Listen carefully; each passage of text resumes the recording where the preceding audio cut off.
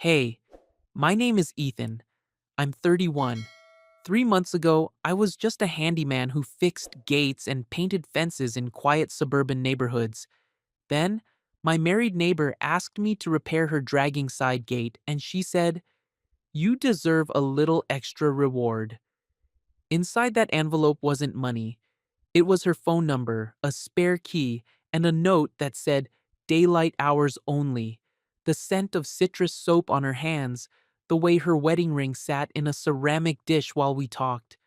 Scout's collar chiming in the darkness as she pressed her forehead to mine for one perfect second. She whispered, "No promises, no names after dark.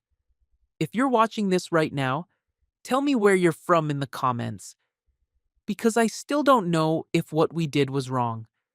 I was 31 when Margaret Whitmore asked me to fix her gate. I should have said no. But at 2 in the morning, when you're lying awake because the pipes in the apartment above you won't stop dripping, and you see a porch light blink twice across the cul-de-sac, well, you notice things like that.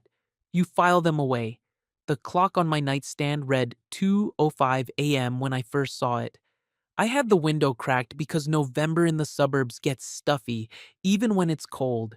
That's when I heard Scout's collar, this soft metallic chime that carried in the still air like a bell. The Whitmore's golden retriever was old, moved slow, but that sound, it was unmistakable. I got up, pulled on a sweatshirt, stepped onto my little balcony that faced their house. The porch light blinked again. Two quick flashes, then nothing. I watched the side gate, the one that separated our properties. The latch lifted, settled, no figure, no shadow, just the gate moving like someone had touched it and walked away. The doorbell camera's red light pulsed steady as a heartbeat. I marked the time in my phone. Old habit from work calls. 2:07 a.m.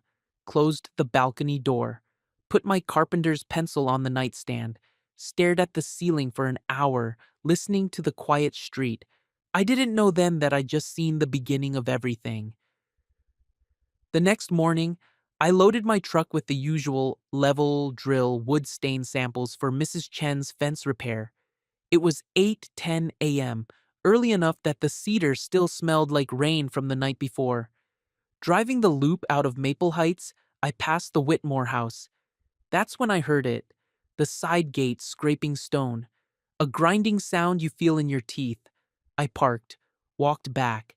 The gate hung crooked on its lower hinge, dragging a groove in the flagstone every time it moved. Simple fix.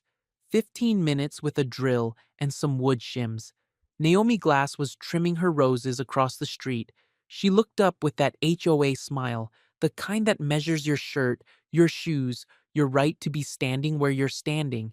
I crouched by the gate without touching it, made a mental note of the hinge angle, decided to leave a card. Coal, carpentry, local, reliable, fair prices. I slipped it under the gate slat.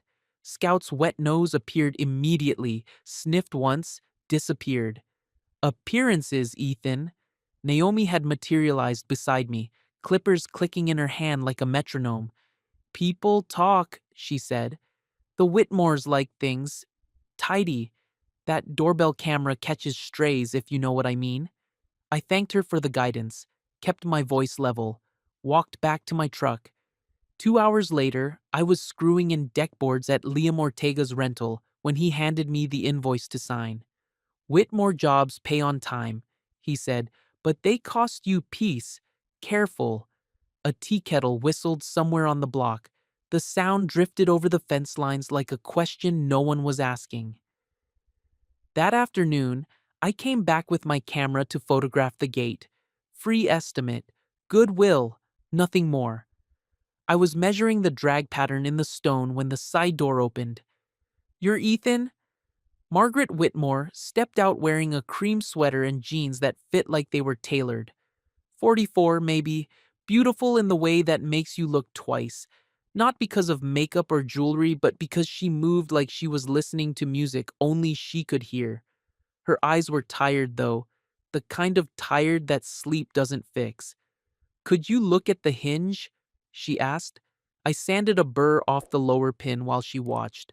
Her hands were small, clean. A wedding ring caught the light when she gestured toward the scrape in the stone. How long has it been dragging? I asked. 3 months, maybe 4. She paused. My husband travels. I don't like to bother him with small things. I tested the swing. The scrape softened but didn't disappear. Needs a proper reset, I said. Hour of work, maybe 2. She stepped closer. I caught the scent of citrus hand soap, clean and careful. Come inside to wash up, then we can talk timing. I hesitated. Naomi was still watching from across the street, pruning the same rosebush she'd been working on all morning. But Margaret was already walking toward the door. I followed. The kitchen was white marble and stainless steel. Perfect. The kind of perfect that takes work to maintain. Through the window, I could see the doorbell camera's red light blinking steady. At the sink, I noticed a small ceramic dish on the counter. A wedding ring rested inside it like a coin in a fountain. Margaret dried her hands on a dish towel, reached into a drawer, pulled out a cream envelope. My married neighbor asked me to fix her gate, she said, holding it out. She said, "You deserve a little extra reward." I opened it. Not cash. A phone number written in careful script, a spare key to the side gate, a note, "Daylight hours only." I looked up. She was watching the doorbell camera through the window. The red light went dark. She moved a glass vase in front of the lens. Casual, like she was arranging flowers. 30 an hour, I said. Fair? Very fair. I pocketed the key. My pulse kicked once, hard. Scout's collar chimed from the living room. The sound settled into the quiet between us like dust. I texted her the next morning. Professional estimate, materials list. She replied within an hour. Today, I brought proper tools this time. Socket set, wood glue, sandpaper, and 3 grits. Scout greeted me at the gate, tail moving slow but steady. Margaret brought travel mugs of tea to the porch steps. We sat with 2 feet of space between us. How long have you lived here? She asked. 2 years. You? 7. She sipped her tea. Scout was a puppy when we moved in. Daniel thought a dog would be good for us. The way she said it made me look at her. She was watching Scout nose around the base of the fence post. He's a good dog, I said. He is. He remembers everyone who's kind to him. I marked the fence posts with my pencil, sanded the lower hinge until the metal gleamed. She asked about my work, where I'd learned, whether I liked it. I told her about my dad's workshop, how he'd taught me to measure twice, cut once, how wood has a grain you work with, never against. She listened like she was filing every word away. When I finished, the gate swung smooth and quiet. We agreed I'd come back Saturday to seal the wood. As I packed my tools, Naomi walked by on the sidewalk, slower than necessary. Margaret straightened her shoulders. I checked my level twice. Saturday, then, I said. Margaret nodded. Scout's collar chimed as he followed me to the truck. Saturday brought clouds, heavy gray promising rain. I arrived at noon. Margaret opened the garage door halfway when the first drops started to fall. Wait it out? She asked. We sat on opposite crates, paint cans and garden tools stacked around us like a fortress. Scout settled on the concrete between us, chin on his paws. Thunder rolled over the neighborhood. The rain turned to sheets, drumming on the roof. Tell me about the toolbox, I said. There was an old metal case on the workbench, red paint worn down to primer, initials scratched in the handle, J.W.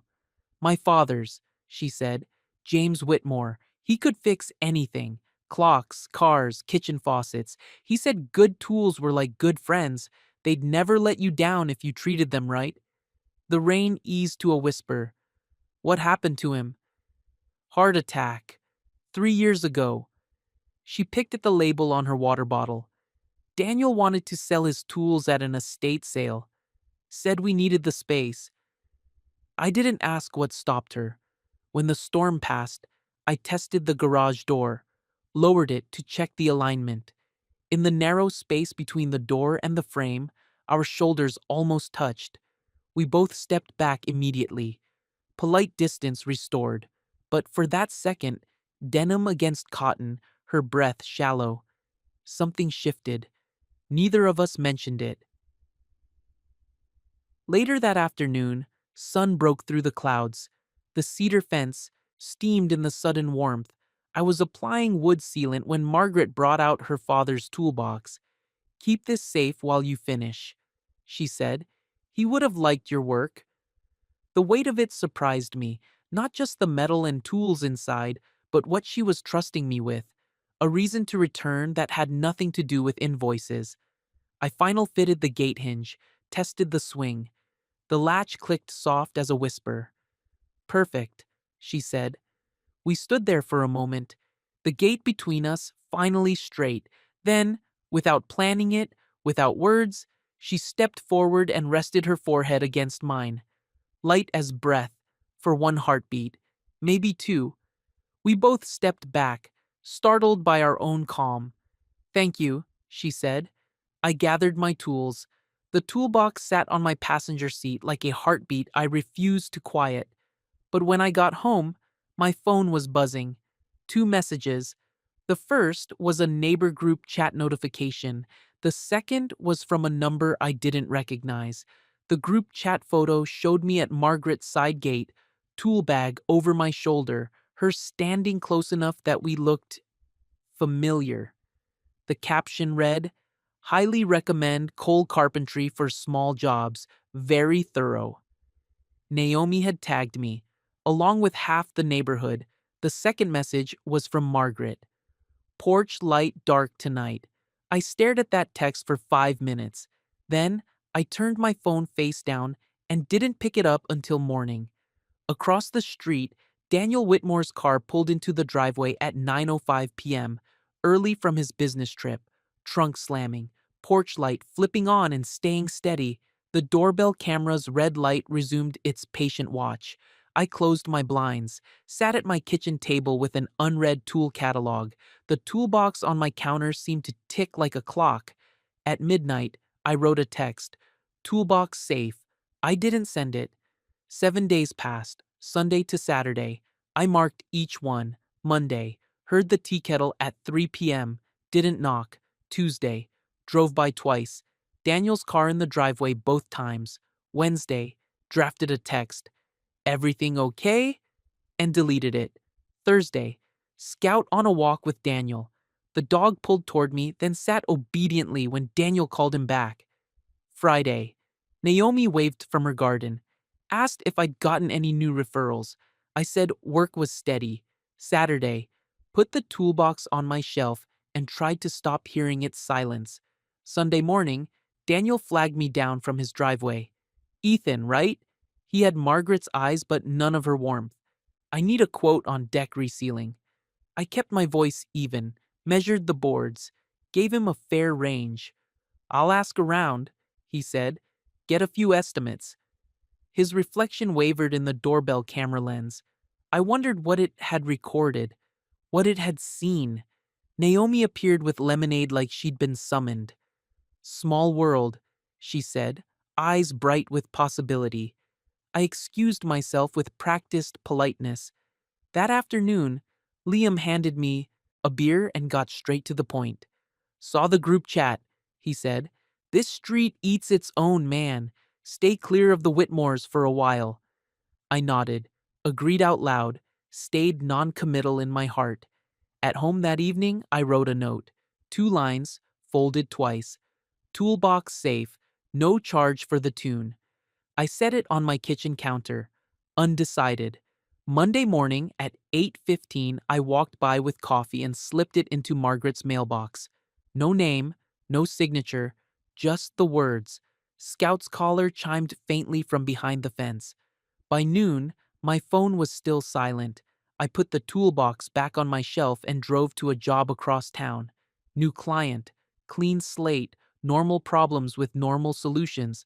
But that evening, I found myself walking the loop again, timing my steps with the sprinklers, listening for tea kettles that didn't whistle, the porch light stayed dark, the camera watched everything, and I realized I was falling into something I couldn't fix with the right tools and careful hands. Some problems, I was learning, don't have simple solutions. Some problems are just doors you shouldn't have opened. But Margaret Whitmore's forehead against mine for that one perfect second. That was a door I'd walk through again, even knowing where it led. The toolbox ticked on my shelf like a promise I'd made without meaning to. Outside, Scout's collar chimed in the distance. The first chapter was ending, but the story was just beginning. The second week without her felt like holding my breath underwater. Tuesday night, I sat on my balcony with a book I couldn't read. 11:58 p.m. The doorbell camera across the street glowed steady red. Patient, always watching. Midnight came and went. Then 1:40 a.m. I closed the book, started to go inside. That's when the porch light buzzed on. Two quick blinks. Pause. One more blink. New pattern. I pulled on shoes. The street was empty, silver under the moon. At the shared fence, something pale caught the streetlight. A scarf. Soft gray wool looped over the fence post. It smelled like citrus soap and rain. Scout padded out from the shadows, nudged my hand with his wet nose. The side gate was unlatched but closed. No voices, no movement.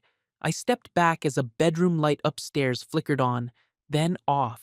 I left the scarf where it was, walked home with my heart learning its rhythm again. The next evening at 9:12, my phone buzzed. One word, toolbox? I replied, safe. At 9:15, the side gate opened 6 inches. Margaret stood in the gap, Scout sitting between us like a referee. Thank you, she said, for the work, the silence, the note. Her voice was smaller than I remembered. Careful. No promises, she said. No names after dark. I nodded. Understood. We stood there for a moment, denim against cedar, not touching, both of us learning the weight of what we weren't saying. I started to hand her the toolbox. She pressed it back toward me. For now, keep it. The gate closed with a soft click. Thursday evening, Daniel measured the deck with his phone in one hand. All business. I'll postpone the project, he told me. Travel's ramping up again. Maybe spring. Polite, but his eyes tracked me the way security cameras track motion. Naomi deadheaded roses nearby, listening to every word. Friday at 8:30 p.m., Daniel's suitcase clicked across the flagstone. Airport run. Business in Phoenix. Back Monday. The porch light stayed off. But at 10:06, I heard the tea kettle whistle faintly. Scout's collar chimed once. Soft, deliberate. Margaret met me at the side gate, opened it just wide enough for voices. We didn't talk about feelings. We exchanged logistics. The trash bin lid that wouldn't stay closed, a window sash that stuck in humidity, the gate hinge that might swell come summer. Practical things, fixable things. Then she reached forward and rested her forehead against mine for one steady second. We exhaled at the same time, let our hands drop to our sides, careful, deliberate. The gate closed softly. I walked home with Margaret's scarf folded in my pocket, would return it when asked, placed the toolbox where I could see it from my kitchen table. In my work ledger, I wrote one line, side gate, responsive. But responsive wasn't the right word for what was happening between us. Responsive suggested cause and effect, action and reaction. This felt more like recognition, like we'd been having the same conversation for years, just in different languages. Her forehead against mine wasn't an answer to a question. It was the question itself. Vu. The following Tuesday brought rain that lasted 3 days. I worked inside jobs, cabinet repair, trim painting, kept my hands busy while my mind wandered. Liam called Thursday morning. You're being weird, he said. Wanna grab dinner? We went to Murphy's, the place with good burgers and waitresses who didn't ask questions. Liam ordered a beer. I stuck with coffee. The Whitmore thing, he said. It's not worth it, man. I picked at my fries. What thing? Whatever thing has you checking your phone every 5 minutes. He wasn't wrong. I'd been watching for messages that never came, listening for tea kettles on a street 2 miles away. She's married, Liam said. Older, rich. You think this ends with you two riding off into the sunset? No, I said. I don't think that. Then what do you think? I thought about her father's toolbox on my shelf, the way she'd said, keep it safe, like she was entrusting me with more than metal and screwdrivers. I thought about Scout's collar chiming in the dark, porch lights that blinked in code, a gate that swung perfect now, smooth and silent. I think some things don't need endings, I said finally. Liam shook his head. Everything ends, brother. Question is, how much damage gets done along the way? Friday night, I dreamed about my dad's workshop, the smell of sawdust and motor, oil, his voice teaching me to read the grain in wood, to work with it instead of against it. Every piece tells you what it wants to be, he'd said. Your job is to listen. I woke at 2 a.m. thinking about Margaret's hands as she watched me sand the gate hinge, how she'd listened to every word about wood grain and honest work, like she was learning a language she'd forgotten. Saturday morning brought unexpected snow. November in the suburbs, early but not unheard of. I cleared my walkway, then drove slow loops through the neighborhood, checking on elderly clients. At the Whitmores, Daniel's car was gone, fresh tire tracks in the slush. The side gate stood open about a foot. I parked, walked over. Scout appeared immediately, tail wagging, snow melting on his golden coat.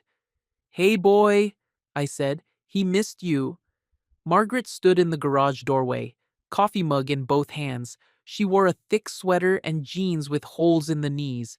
Real holes, not the kind you buy. Daniel left early, she said. Conference in Seattle. Back Wednesday. I nodded toward the open gate. Everything okay? Latches sticking in the cold. Nothing serious. But she didn't move from the doorway. Neither did I. Snow fell between us in fat, lazy flakes. Scout sat down in the middle of the gate opening, claiming the space. Coffee? She asked. Her kitchen was warm, windows fogged with condensation. She poured from a French press, added cream without asking how I liked it. You know, she said, my father taught me about wood grain too, said good carpenters could read a board like a book. We sat at her kitchen table. The ceramic dish was empty now. No ring. Where did you learn? I asked. Watching him work. He'd let me hold flashlights, hand him tools, made me feel useful. She smiled. Daniel thinks working with your hands is quaint. The way she said it made me look up. He grew up different, she said quickly. Private schools, trust fund. He doesn't understand why I kept Dad's tools when we have money to hire people.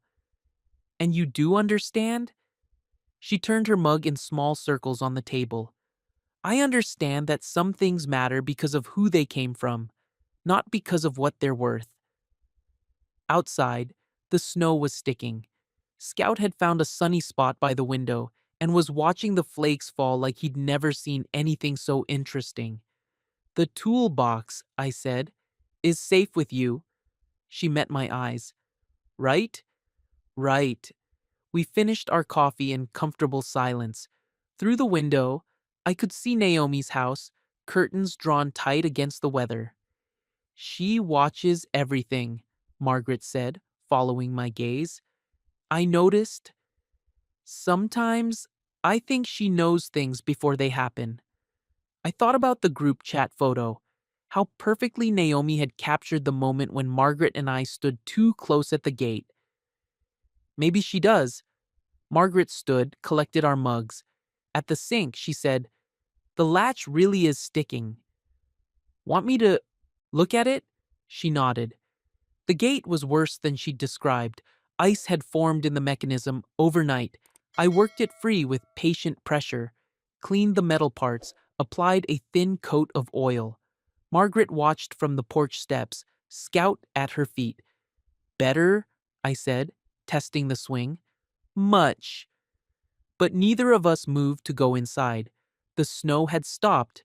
The neighborhood was cemetery quiet except for the occasional scrape of a shovel against concrete. Ethan, she said, then stopped. I looked at her. This isn't.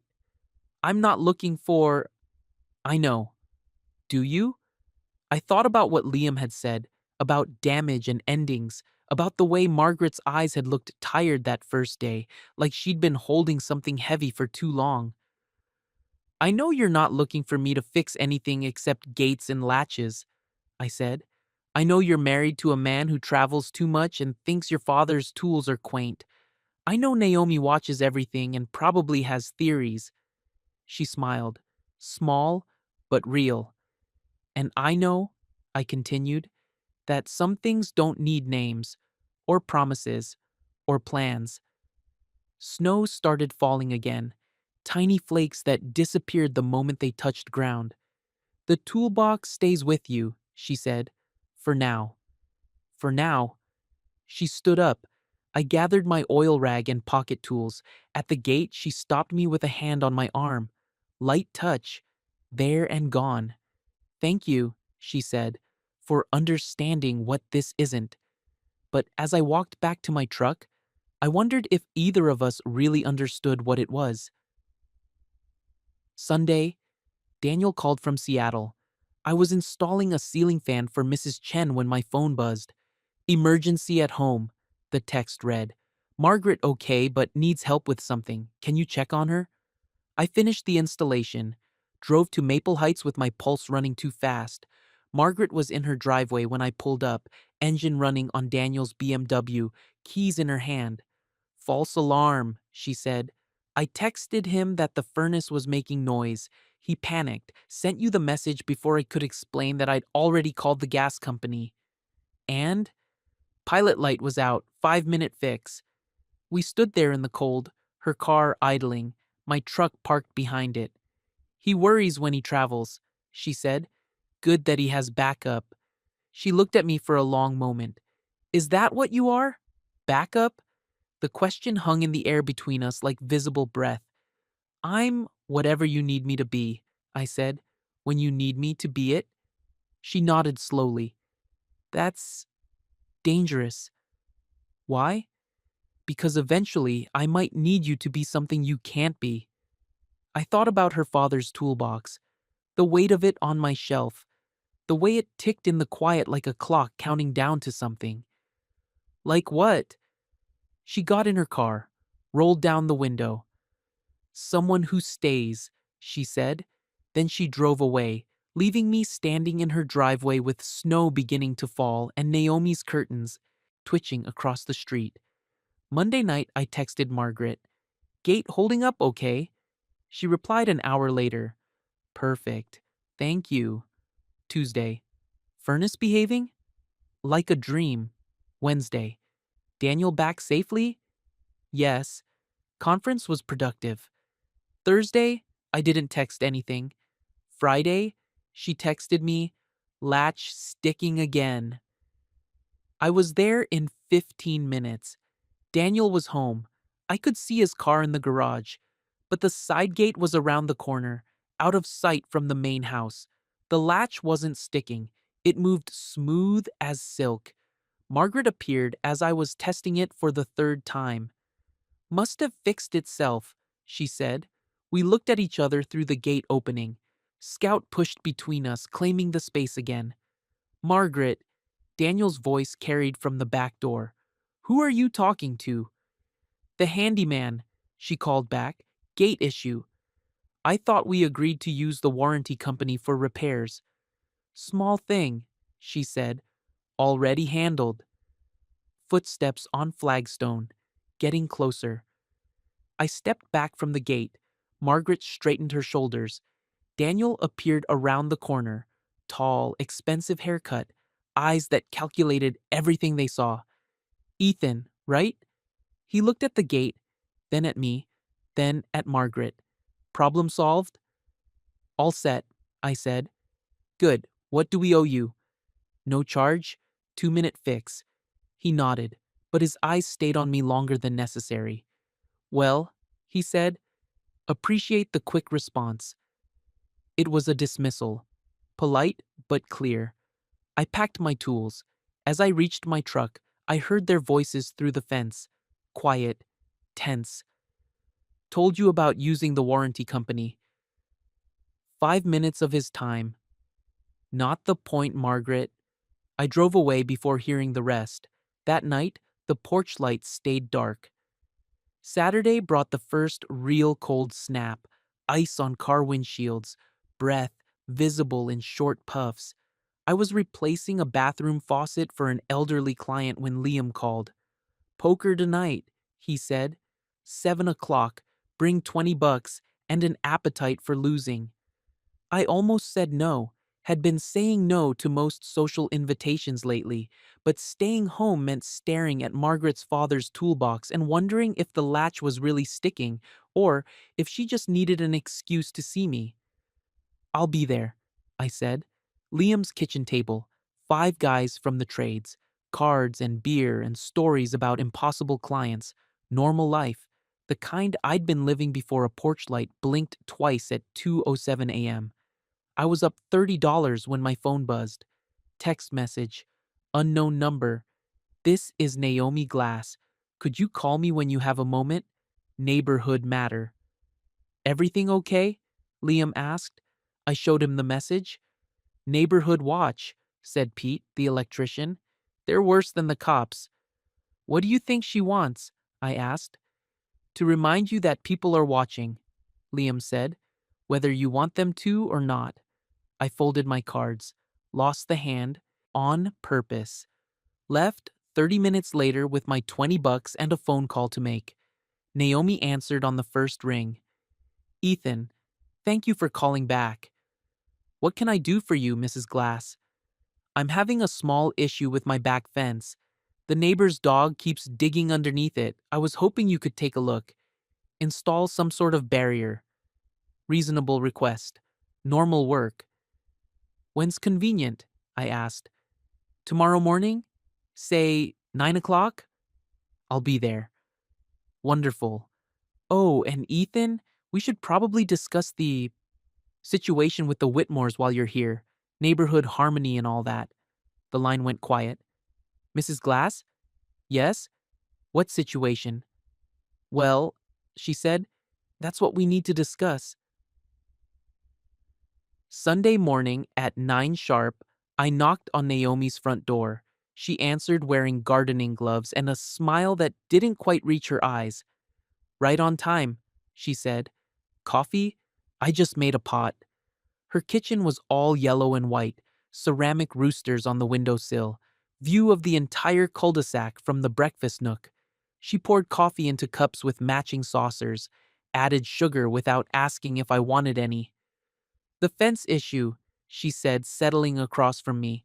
It's really just an excuse to chat. I waited. You're a good man, Ethan. Hard worker, honest. The neighborhood notices these things. Thank you. But people also notice patterns, frequency of visits, time of day, duration. She sipped her coffee like we were discussing the weather. Mrs. Glass. Naomi, please. She set down her cup. The Whitmores are lovely people, but their marriage has been strained lately. Daniel travels so much. Margaret gets lonely. It's natural for her to enjoy company. My coffee was too hot to drink. I held the cup and waited for her to get to the point. The thing is, she continued, Margaret is the kind of woman who doesn't realize how her kindness might be interpreted, especially by a younger man who works with his hands. Very romantic, that type. I fix gates and latches, I said. That's all. Of course, but appearances matter in a neighborhood like this. Property values, reputations. You understand? I understood perfectly. What are you asking me to do? Naomi smiled. Finish any outstanding work for the Whitmores. Send them a bill. Recommend another handyman for future needs. And if I don't? Her smile never wavered. Then, I suppose we'll all learn whether Margaret's marriage is as strong as it looks from the outside. I set down my coffee, stood up. The fence issue will resolve itself, she said, one way or another. I drove home thinking about leverage, how it works, what it costs. Naomi had photos, probably. Video from her doorbell camera, timestamps, evidence of a pattern that looked like more than it was. Or maybe it was exactly what it looked like. Sunday afternoon stretched long and quiet. I cleaned my tools, organized receipts, did all the things I did when I needed my hands busy and my mind empty. At 4 o'clock, I made a decision. I packed Margaret's father's toolbox carefully, wrapped it in an old moving blanket, put it in my truck. The drive to Maple Heights felt longer than usual. Daniel's car was in the driveway. Margaret's BMW parked beside it. Perfect suburban tableau. I knocked on the front door. Daniel answered. Ethan, what can we do for you? Returning something, I said. Margaret lent me her father's toolbox. Finished the project I needed it for. His eyebrows raised slightly. What project? I hadn't thought that part through. Cabinet repair, I said. Needed some specialty planes. He called over his shoulder. Margaret, your father's toolbox? She appeared behind him. Her face went carefully neutral when she saw the wrapped package in my arms. Of course, she said. Thank you for taking such good care of it. I handed it to her. Our fingers brushed as she took the weight. Invoice? Daniel asked. No charge. Part of the original gate repair. He nodded. Well, appreciate your thoroughness. Another dismissal, but gentler this time. Margaret's eyes met mine for half a second. Then she stepped back behind her husband. Take care, Ethan, she said. The door closed. I sat in my truck for a minute, hands on the steering wheel. Then I drove home. At 8 o'clock that night, my phone buzzed. Latch is sticking again. I stared at the message for 10 minutes, thought about Naomi's smile, Daniel's calculating eyes, the weight of the toolbox in Margaret's hands. I typed back, should call warranty company, covered under original repair. 3 dots appeared, disappeared, appeared again. Then, of course, you're right, the dots never came back. That was 3 weeks ago. Since then, I've driven past the Whitmore's house exactly twice, both times on legitimate jobs for other clients. Both times, the side gate was closed. The porch light blinks its normal pattern now. On at dusk, off at dawn. Nothing special. Naomi waves when she sees me, friendly but watchful. Last Tuesday, I got a referral from Daniel Whitmore. A colleague of his needed deck work. Good money. Professional reference. The message came with a note. Ethan did excellent work for us. Highly recommend. Past tense, work completed, file closed. But sometimes, late at night when the pipes upstairs are dripping and I can't sleep, I think about Margaret's father's toolbox. Wonder if she kept it or finally let Daniel sell it. Wonder if she thinks about wood grain and honest work when she hears tea kettles whistle. Wonder if she knows that some gates swing perfect even after you stop oiling the hinges. The truth is, I could drive by again, could text about phantom latch problems and stubborn window sashes, could find excuses, but Naomi was right about one thing. Some patterns once noticed can't be unseen, and some doors, once closed, are meant to stay that way. Even when you have the key,